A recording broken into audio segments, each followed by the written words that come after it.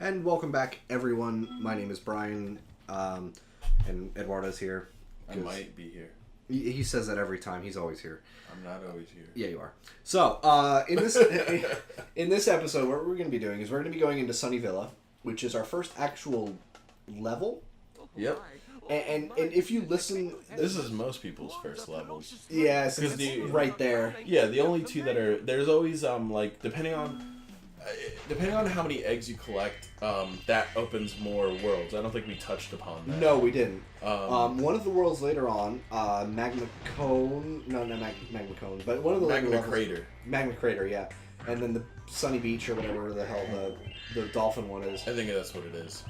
I'm thinking Sunny Beach, but I think it's that's like Seaside Beach or something like that. Yeah, something like that. Anyway. Which would be Seaside. You have to have a certain number of eggs in order for it to open up for the portal. Yeah, and it could be 5, it could be 10, it could be 30, it could be 70.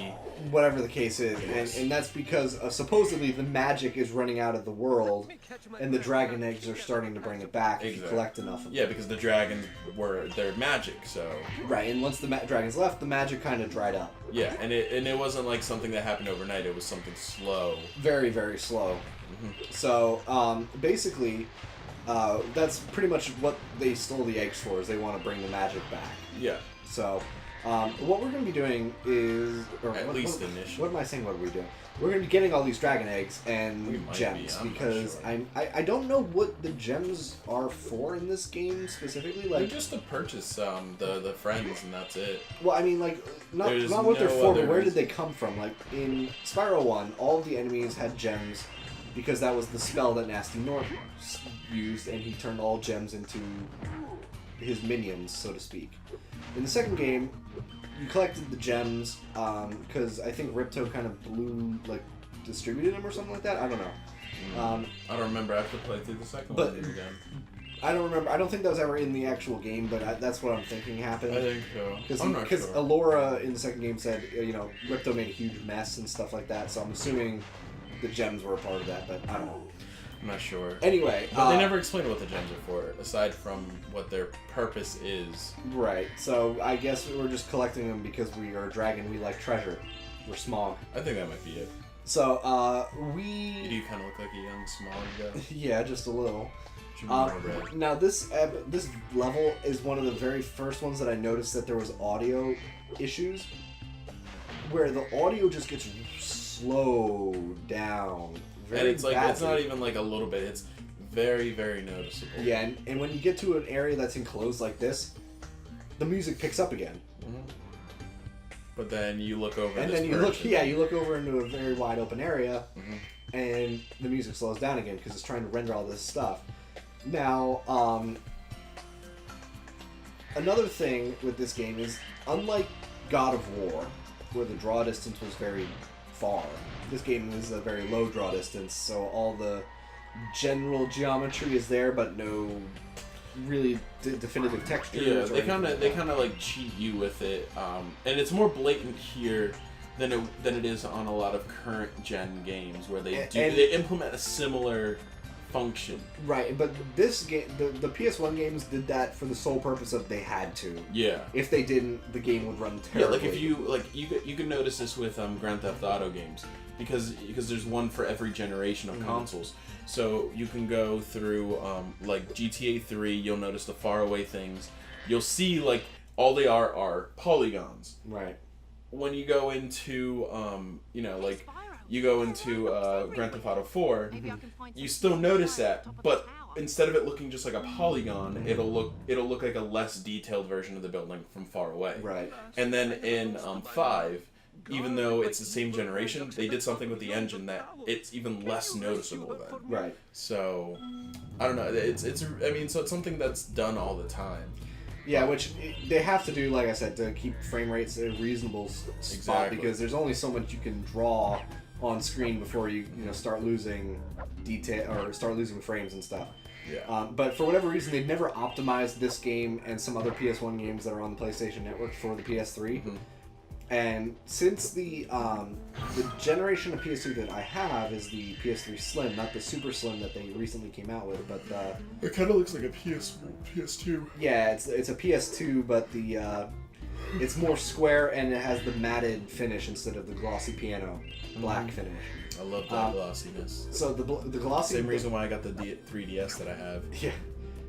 So the first gen PS3s had the actual PlayStation... Damn it, I hate those guys. They had actual PlayStation and PlayStation 2 hardware inside of them, so they weren't doing emulation, they were doing proper gameplay. Or I might be mistaken, that might have just been PS2. But later on, they moved down to PS2 emulation, and then they removed PS2 games altogether for one stupid reason or another. Probably to make more money. Yeah, because they were still selling the PS2 at that time. But So, I think they technically still are. nope, they stopped making it. Okay. Completely stopped making it. So, trying to think about PS2, it was nice. And why they didn't add the PS2 functionality into the Super Slim since the Super Slim, I believe, came out after the PS2 was canceled. It's so people buy. It's the same reason why they'll never add Super NES games to the Nintendo 3DS eShop. It makes them more money to have them not be on there. Yeah, oh, and this guy here sucks. Yeah, he usually hits you and knocks you all the way down. Mostly that's mostly true for any of the guys that are on the edge of a platform, because you can't see them. They detect you're there, so they get braced for their attack, and then as soon as you come in range, they hit you. Yeah, and the one thing is, these enemies are the most annoying because they're the only enemies in this game that actually do something like that. They're the only ones that really sit near the edge and push you all the way back. They don't just hit you. They like prevent you from getting there if you don't time your jump right. Yeah, now, they're very unique in that aspect anyway. And unfortunately, they put them in the worst area for them, and that's this like sub mini area that the camera is all weird and you have to climb and stuff like that. And yeah, I think this is one of the few areas where you actually lose complete control of where you're putting the camera. Yeah, like I'm trying to turn the camera right now and I can't. It's forcing me to use this view, which I don't want because it's more difficult to see. If it zoomed out a little bit, I'd be more okay with it, but unfortunately that's not the case. So using Sheila, it's a lot of fun. I like using Sheila, and I'm trying to move the camera again, but it won't let me, and it's really annoying because I have no idea where I'm going. Yeah, see, like every time you see kind of like jolt a little bit, it's like it knows the command, it just can't do it. It's forcing it to go back to its whatever preset position. Oh yeah, and restraining orders, and not to mention there's quite a few other not so G-rated kind of innuendos. Well, that's the best part. That's the best part of all of making a game that's a game or a movie or a TV show that's technically supposed to be for kids, because really you're making it for the adults. Right. And one of the fun things, well, not so fun things about this game is, how you mentioned, I believe this episode or the last episode, that it's hard to find gems. This level, I literally took like 20 minutes just looking for some gems. Yeah, even though there was still a ton more gems for the rest of the rest of the level. That's one of the problems with a game like this, where you think it's like, oh, where are these gems? I wish it broke down area by area when you go into the atlas, and where these gems are, because all it gives you is a total for that level. Right, it doesn't tell you. Same thing with the eggs, because sometimes the eggs will be hidden in a sub area of the level. One that you don't know about. And see, even now I'm just double checking to make sure I got all of the gems here before I leave, because I want to make sure I don't miss any in this area. Because backtracking is fun in this game, because a lot of times, because the enemies respawn, it's fun beating them up again, but you don't ever want to backtrack. That's the issue. Searching for gems is just annoying, even if it's such a good game. So I'm kind of just looking around, just making sure I didn't miss any gems before I continue on. I tend to finish the level first before I go ahead and do that. I mean, either way, it's one of those that I do this a few times in this game. Burn them bushes. And I'm just leaving it in for this episode just so you guys have a small idea of what the backtracking pretty much does. You have to look everywhere you've already been. It's really annoying. Yeah. And also, because I left the I went into. You got another life. Yeah. We never explained this, but every one of the enemies that give you the enemies that aren't gonna attack you, that are just little animals, will give you butterflies. Yeah, the critters will give you butterflies. And every 10 of them will give you a 1-up. Yeah, a 1-up. Now, you might be wondering why I'm running around into places that I've already been. Part of it was to double check for gems. The other is what's called skill points. Now, certain levels have different basically they're in-game trophies or achievements, if you basically want to call it's like the proto trophies. Yeah. So basically, what they did is you'd perform a certain task in a certain way. For example, in Spyro 2, the speedways, you beat the speedway in a certain period of time. You beat the best time, and you were able to get the. I also love how those guys don't do anything.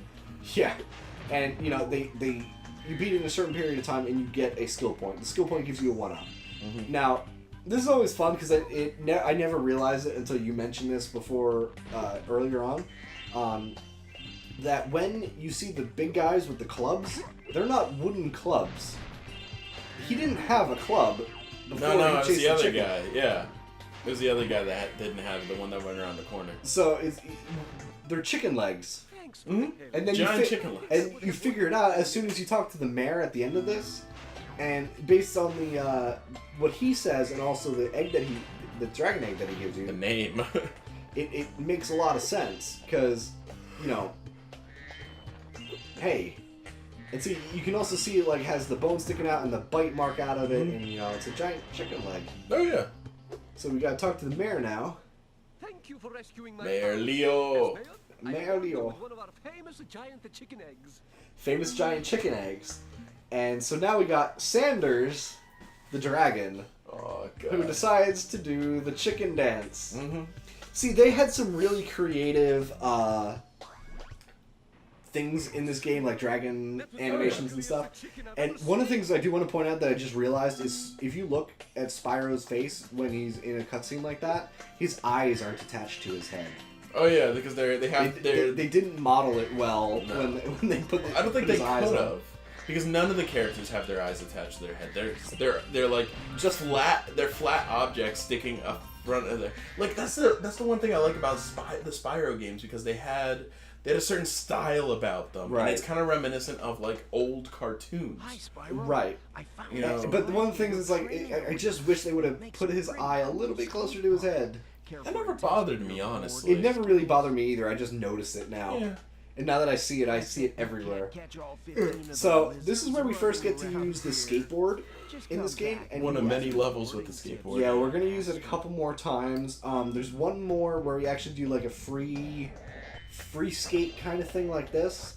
And the rest of the times are going to be areas when we actually like have a set track that we have to follow like a race kind of thing. And I believe I'm trying to remember. Yeah, there's one that's a skateboard and then one that's a snowboard level, I believe. So we're gonna be on the skateboard quite a bit. And I don't think there's a snowboard level. That's in the super bonus world. At the very end of the game. Well, it's been a while since I played this game to begin with, so. But these yeah, are memories that I talk about. Yeah, but basically, you know, this is one of the many things that they added into Spyro 3 as a addition to like the core gameplay. Like, oh yeah, you have Spyro and then you have all your allies and blah blah blah. Yeah, because at this point, Spyro's gained a ton of allies by this point.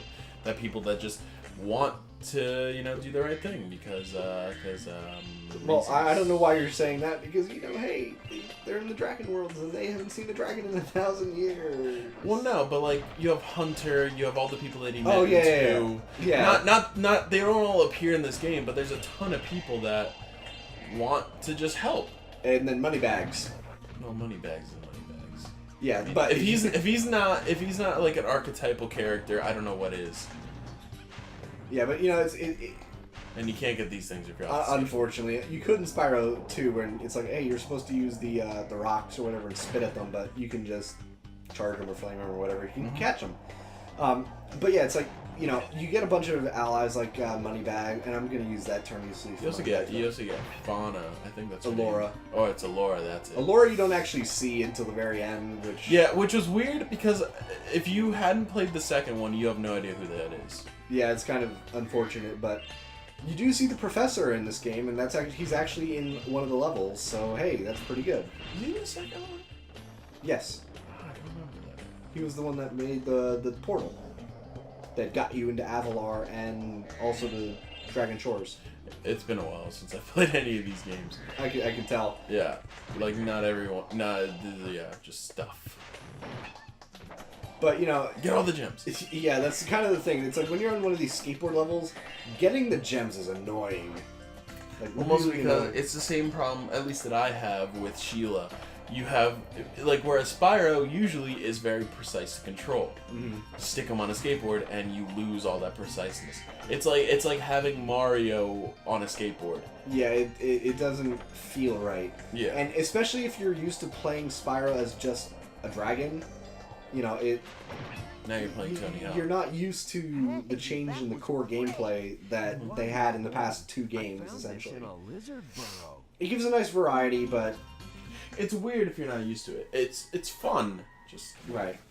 So we got our first dragon egg for this. Now most of these little skate park things have 2 eggs in them. Sometimes they have 3. Sometimes, but very rarely. Now speaking of eggs, they're like Spyro 2. Spyro 2 had some really stupid to get orbs, like really difficult ones. This game has those too. This game has worse ones at times. Yeah. One of them I can give you as an example. Yeah, because you only need 100 to beat the game. To get to the final boss, you only need 100. I believe right? it's 100. Either it's 100 or 70. Because I know there's 150. Yes. In the game. Right, so you can get 2/3 of all the eggs, and you can still beat the game. No problem. Yeah, and then you get the epilogue area. Super bonus world that has the final egg. Yeah, so you have 149 going into the super bonus world, and then 1 egg in there, and tons of treasure and stuff. Mm-hmm. Also, they give you a ton of time to get all these lizards. Yeah, like, but I kind of screw up, and you can't crash. No, that was one of the stipulations. So I cut out like the 5 or 6 attempts that I kept trying to do this, because as you do it, you get more and more and more frustrated. Oh yeah. So, and that's unfortunate, because the more you get frustrated, the more you screw up. And that, you know, is never fun. So. No, you're absolutely right. It's, I don't know, and it's weird because there are other skate parks here that are less fun than this one. This one's one of my more favorite ones than some of the other ones that are out there. Like there's the one in it's like the cloud area or something like that. Yeah, it's the Enchanted Towers or something. Yeah, not one of my favorite skate parks. I like that one more, personally. I like this one way more. And yeah, I mean, those are the only 2 that are in this game, unfortunately. They could have done more. It would have been nice. Yeah. But at least skate park type areas. They have like skate tracks that are elsewhere that you're on, like that you'll have like a race or something like that. And yeah, there's 2 of those, so those are all right, but it would have been fun to have, you know, more of this. That would have been great. But that's the one thing I like about the Spyro games. They embrace the goofiness of it all too. Like, they don't try to be too serious. Oh yeah, Spyro 2 was like, yeah, you got some really interesting developments and stuff going on and whatnot. So they kind of, and like I was saying in the last episode, this is the last of the original trilogy for the PS1 before it was. I believe Naughty Dog? No, Insomniac. I'm sorry. Before Insomniac stopped developing Spyro, and you know they moved on to Ratchet and Clank and Uncharted and whatever. Uncharted was Naughty Dog. Well, Naughty Dog, yeah. Sorry. So Insomniac. I know. Insomniac and Naughty Dog are so close in my mind that it's it's because they didn't have that crossover game. Yeah. Where they had Crash Purple, Spyro Orange. Right. Where they did because both characters are owned by Universal. Right. So they did the crossover and whatever the case is for that, but excuse me. And there you go, 6 out of 6 eggs. We're still missing gems. Yeah, that's the most annoying part. 3 gems. 3 gems. It's always like 1 or 2 or 3. It's not like an even number. You know, one of the things you have to remember too is in the later worlds you actually end up finding, and then we had a cut because it's literally like 20 minutes for me finding this. It really gem. was. But it took me forever to realize that there's a gem worth 25. Like it's 1, 2, 5, 10, and 25. Basically, except for 2, the denominations of money that there are. Pretty much. Well, there is a $2 bill, but yeah. But I was speaking of coins, really. Okay, fair enough. Yeah. But it's the I didn't realize there was 25, and so I had this one level where it kept saying 25. I'm like, I'm not finding any gems. How am I missing 25? Yeah. And I didn't realize that it was actually just one. It was just the one. And you encounter very few in the very beginning of the game. I think there may be literally a handful. And the further you progress, the more common. And that's only because like the early levels have low gem counts. As you progress, as you progress, like you start at like 300-400, and by the end you're getting like 600-700 yeah, per I think level. one of them has like 1,000. Yeah, the super bonus world has like 3,000 gems in it. Yeah, it's ridiculous. But they also like just pour them out to you too. Like you hit one enemy and they're giving you like 80. Yeah, so it's nuts. But you know, here we are at the end of the episode, finishing up this little cutscene. So Hunter is starting to get affections for Bianca. Is that what we're calling it? Yeah. Okay. He's getting hot. Oh god. So we'll see. We'll see you guys in the next episode.